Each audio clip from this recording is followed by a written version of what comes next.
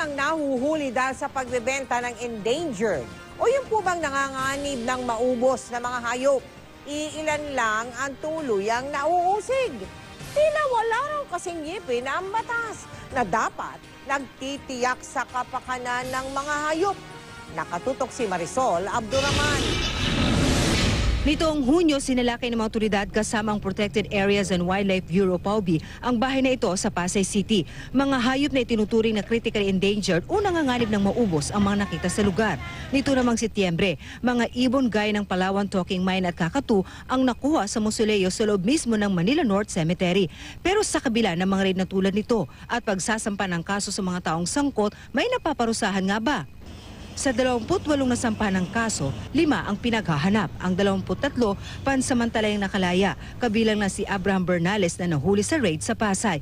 Bailable kasi ang kaso. Ang nakalulungkot daw, marami sa mga ito ang tuloy pa rin daw sa illegal na gawain sa kabila ng mga nakasampang kaso sa kanila.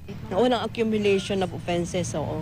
So isa yan sa inaayos namin sa provision sa batas. Binalikan namin si Bernales sa kanyang tindahan sa Pasay. Tumanggi siyang humarap sa kamera pero itinigilan raw niya ang pangungulekta ng endangered animals. Bigo silang mapatigil ang mga ito dahil mataas pa rin daw ang demand lalo na sa ibang bansa. Ang nakalulungkot pa, ang mga dapat sanay katuwang nila sa kampanya ang siya pa raw pumuprotekta sa mga nagbebenta. Marami nagsasabi na escorted yung mga shipment. So hindi pa namin na napapatunayan to. Na kahit na nakita namin na na-confiscate, ayaw ibigay sa amin kasi daw ipipresent pa sa boss nila.